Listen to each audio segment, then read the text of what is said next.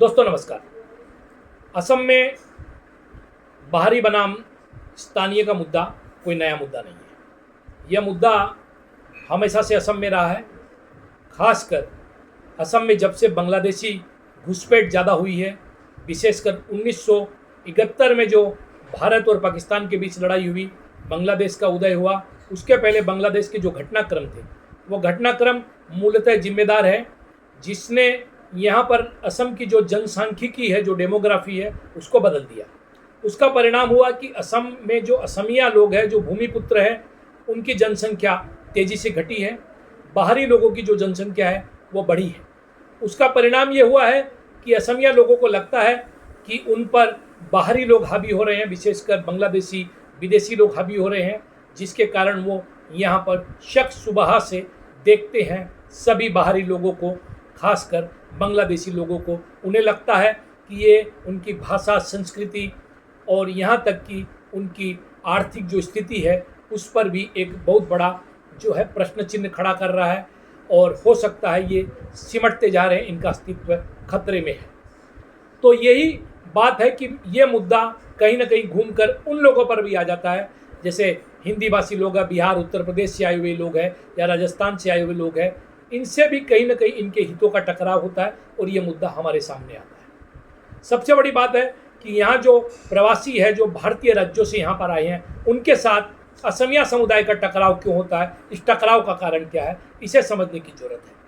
हमेशा से असमिया समुदाय को यह शिकायत रही है, और कुछ शिकायतें भारतीय जो प्रवासी लोग हैं उनको भी असमिया समुदाय से रही है। वो ये है कि जो बाहरी भारतीय प्रवासी लोग हैं उनको ये शिकायत है कि हम यहाँ 150-200 सालों से रह रहे हैं, उसके बावजूद भी हमें बाहरी कहा जाता है, हमें अनाओखमिया कहा जाता है। जबकि असमिया समुदाय के लोगों का यह कहना है कि यहाँ स्थानीय असमिया लोगों की जो समस्याएं हैं, चाहे वो बांग्लादेशी घुसपैठ की समस्या हो या असमिया के अस्तित्व पर जो खतरा है उसकी समस्या हो, यहाँ की भाषा संस्कृति को जो खतरा हो, उसको लेकर यहाँ जो बाहर से लोग आए हैं वो सजग नहीं है, बल्कि वो इस समस्या को बढ़ाने में ही कहीं ना कहीं योगदान दे रहे हैं, इस समस्या के निवारण में अपना योगदान नहीं दे रहे हैं। तो ये मुद्दा कहीं ना कहीं दोनों तरफ से है। बैठकर इसमें परस्पर कभी बात नहीं हुई, संवाद एक इस स्तर पर स्थापित नहीं किया गया।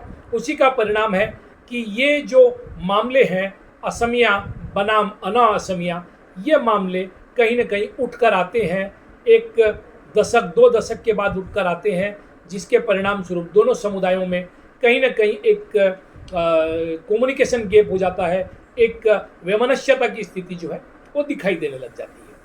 हिंदी भाषी लोगों को जो है कुछ बातें समझने की ज़रूरत है कि वो असम में रहते हैं। ये एक ऐसा प्रदेश है जहाँ के लोगों ने उनको मान सम्मान दिया है, रहने का अधिकार दिया है, उनका जीवन यापन यहाँ से हो रहा है, यहीं अधिकांश लोग जन्मे भी है और यहीं रहने वाले हैं हमेशा के लिए। ऐसी स्थिति में उन्हें अपने आसपास जो असमिया समुदाय के लोग हैं उनकी समस्याओं को जानने की ज़रूरत है।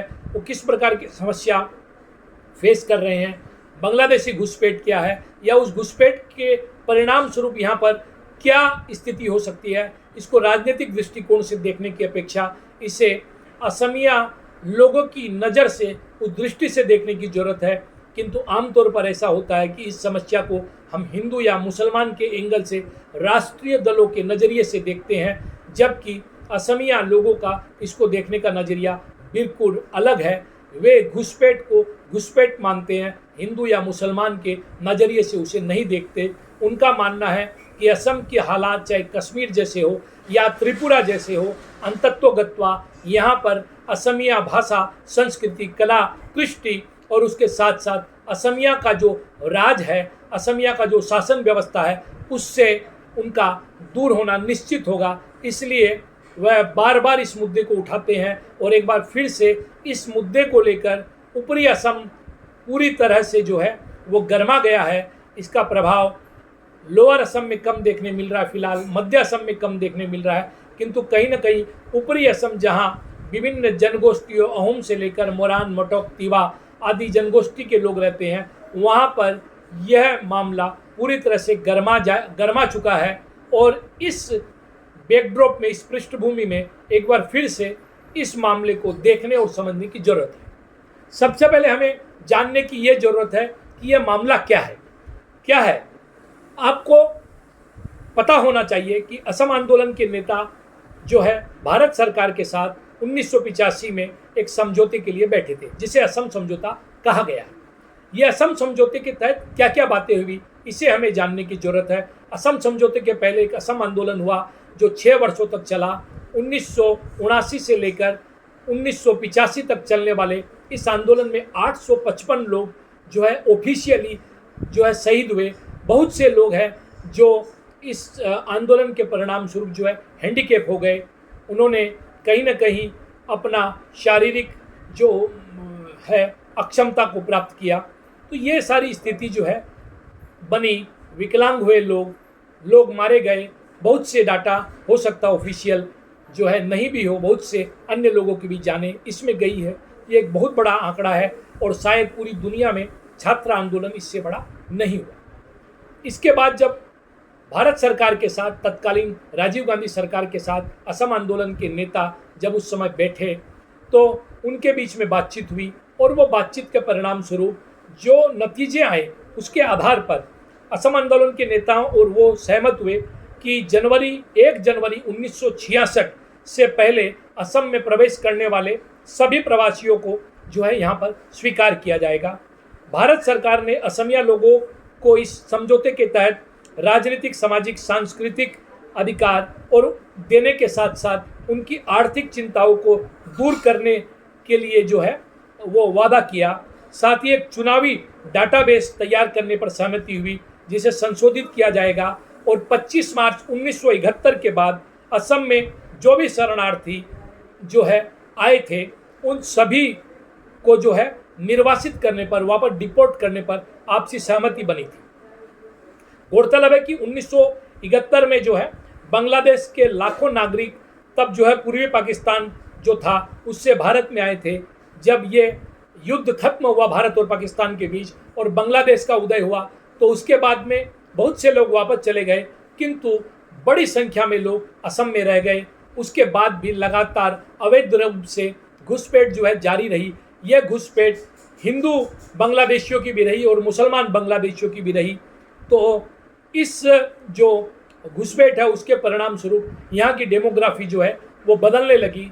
यह असमिया लोगों की चिंता थी और इस चिंता को दूर करने के लिए भारत सरकार ने असम समझौते के तहत उनसे यह वादा किया कि 25 मार्च 1971 के बाद जो भी भारत में आया है उसे शिनाख्त किया जाएगा, आइडेंटिफाई किया जाएगा और उसे डिपोर्ट किया जाएगा, डिटेक्ट किया जाएगा और डिपोर्ट किया जाएगा। असम समझौते के अनुसार भारत सरकार ने भविष्य में घुसपैठ के खिलाफ अंतर्राष्ट्रीय सीमा को सुरक्षित करने का वादा भी किया। उचित स्थानों पर दीवारें, कांटेदार तार की बाड़ और अन्य बाधाएं जैसे भौतिक अवरोधों का निर्माण और अंतर्राष्ट्रीय बांग्लादेश भारत सीमा पर भूमि और नदी मार्गों पर सुरक्षा बलों द्वारा गश्ती करने पर भी जो है अपना वादा किया। इस पर सहमति बनी। इस प्रयास की सहायता के लिए सरकार गश्त और भारतीय सुरक्षा बलों की त्वरित तैनाती के लिए सीमा के पास एक सड़क बनाने के साथ साथ नागरिकों की अनिवार्य जन्म और मृत्यु की सूची बनाए रखने पर भी जो है वो सहमति हुई। समझौते पर हस्ताक्षर करने की तिथि से पहले और उस दिन असम आंदोलन के जो जितने भी प्रतिभागी नेता थे, नेताओं के खिलाफ जो भी आरोप थे, जो भी उन पर धाराएं लगाई गई, उन सबको वापस लिए जाने की बात भी जो है स्वीकार की गई। असम आंदोलन में मरने वाले लोगों को मुआवजा देने की बात हुई। असम में जो है सरकार द्वारा तेल रिफाइनरी खोलने, पेपर मिलों को फिर से खोलने पर सहमति बनी। राज्य सरकार के देखरेख में भारत सरकार ने शैक्षणिक संस्थानों को स्थापित करने का भी जो है उनकी जो मांग थी इस पर भी जो है सहमति बनी। इस समझौते ने असम आंदोलन को समाप्त कर दिया और आंदोलन के नेताओं के लिए एक राजनीतिक पार्टी जो है उसके बाद बनाई गई, असम गण परिषद बनी। और हालांकि समझौते ने आंदोलन को समाप्त कर दिया, लेकिन कुछ प्रमुख खंडों को अभी भी जो है समझौते के तहत लागू नहीं किया गया, जिसमें कुछ मुद्दे अभी भी उलझे हुए हैं।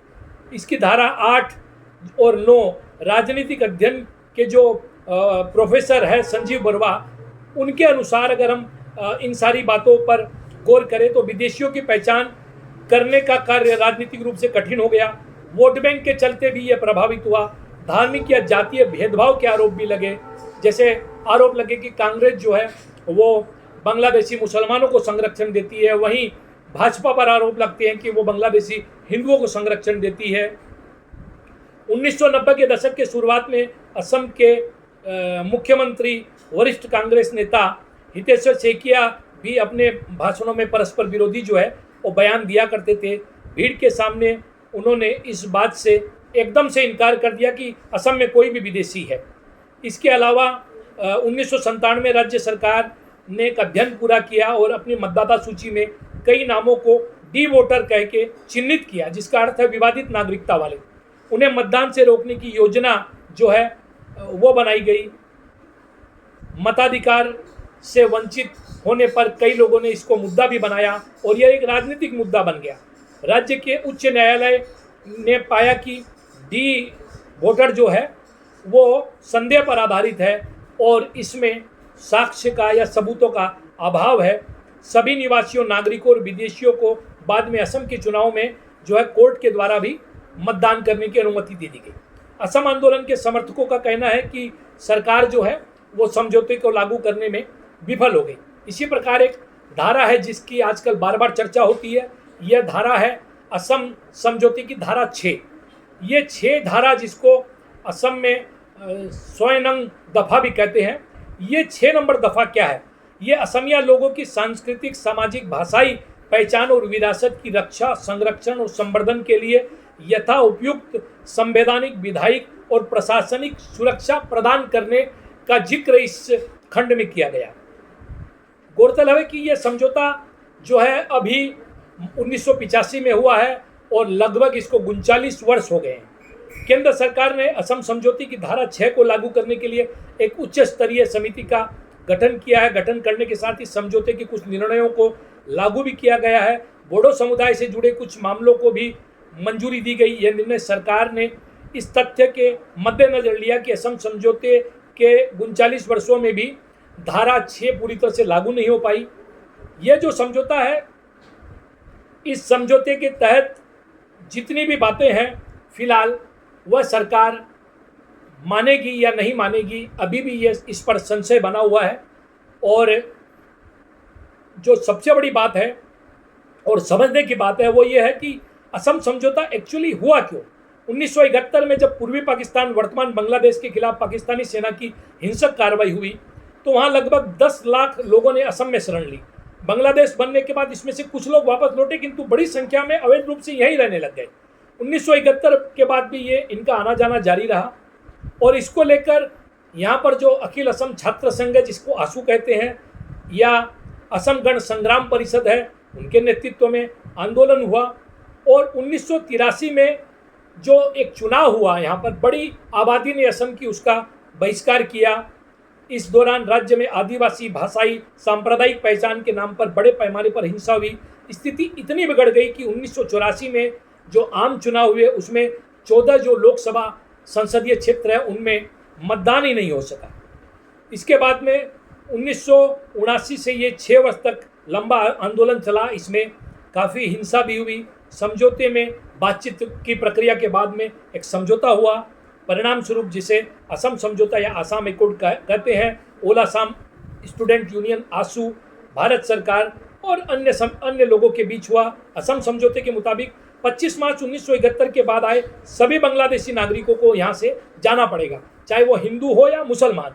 यही यहाँ पर सबसे मुश्किल बात हो गई है। कांग्रेस ने कहीं ना कहीं मुस्लिम तुष्टीकरण किया, वहीं भारतीय जनता पार्टी पर आरोप लगते हैं कि वो बांग्लादेशी हिंदुओं का हिंदुत्ववाद के नाम पर तुष्टीकरण कर रही है, जिसे यहाँ के जो स्थानीय संगठन है, खिलंजिया संगठन है या जातीयतावादी संगठन है या जो छात्र संगठन है, वो स्वीकार नहीं करते। गौरतलब है कि समझौते के तहत 1961 से 1971 के बीच असम आने वाले लोगों को नागरिकता तथा अन्य अधिकार दिए गए हैं, लेकिन उन्हें मतदान का अधिकार नहीं दिया गया। इस समझौते का जो पैरा 5.8 है वह कहता है कि 25 मार्च 1971 या उसके बाद असम में आने वाले विदेशियों को कानून के अनुसार निष्कासित किया जाएगा।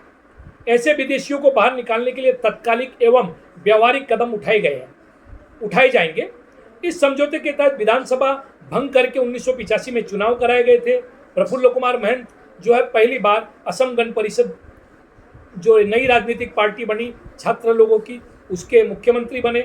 असम समझौते में असम के आर्थिक विकास के लिए पैकेज भी दिया गया। असमिया भाषा और असमिया भाषी लोगों की सांस्कृतिक, सामाजिक और भाषाई पहचान सुरक्षित रखने के लिए विशेष कानूनी और प्रशासनिक उपाय भी किए गए। इसके साथ असम समझौते के आधार पर मतदाता सूची में भी संशोधन किया गया।